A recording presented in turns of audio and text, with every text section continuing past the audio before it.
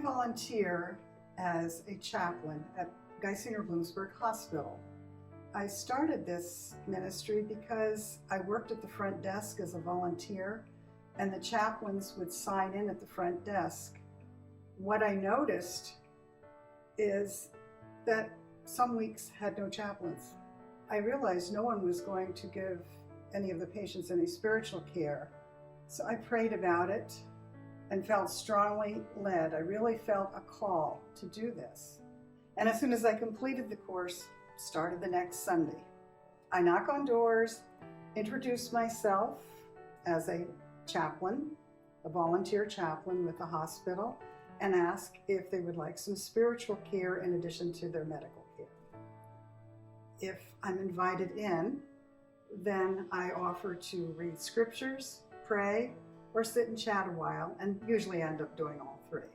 I would say probably about 75% are willing for me to come in. Some are Christians, and they often will say, I missed going to church today, so this is great. Yeah. And we have a good time of fellowship in there. Others are questioning, they're angry about life. Some are out and out unbelievers. My training is such that I have to respect whatever spiritual boundaries the patient has set up. However, I've also been told that if I'm asked to pray, I'm to pray the way that I would normally pray. So this gives me a great deal of latitude. I've been asked to talk about the third E of Shiloh's mission statement, which is engaging in ministry. I like to think it more for myself in terms of the joy of serving Jesus, because there's an obedience component as well as a service component, and it involves trusting the Lord to lead, guide, and direct. A few moments ago, I was talking about the fact that I go into patients' rooms sight unseen. I don't know them. I don't know their medical conditions.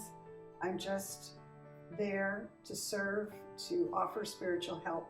I love to do this because I have experienced a profound relationship with Jesus that I didn't know was possible. And it takes place especially when I'm talking with people who have issues that I'm not trained to deal with. And I'll sit there and I'll be praying, Lord, what do I say to these people? And I'll all of a sudden be saying things to them, reciting scripture, putting concepts together that I've never thought about before. The Lord takes over. I'm not equipped for this. I'm not a spiritual giant. I'm not a super Christian. I'm just myself. And the Lord takes over because I've given it to Him. I have learned that the Lord will provide, and it's not scary to talk to strangers about the Lord. I'm hoping that in the not too distant future, I'll get a call to come back to serve. I always believed that my service to the Lord was in giving back some of the abilities He's given to me, such as playing the piano, which has been a great joy to me all my life, in being a good wife, a good mother, a good employee, to help other people whenever I could, to serve a meal. And those things did provide some spiritual satisfaction, but nothing compares with the joy that I feel after I've served the Lord in ministering one-on-one with people. I never would have thought this is something I would be doing. I never thought it would be something I'd be comfortable doing, let alone look forward to doing. I think about words to describe this joy, and it's really, really hard. It's actually indescribable. It's incomprehensible. It's unfathomable. It's just an all-consuming joy. And what I think about is that passage in the Old Testament where Moses was tucked into the cleft of the mountain as the glory of the Lord went by. And when he came down from the mountain, they said his face was glowing.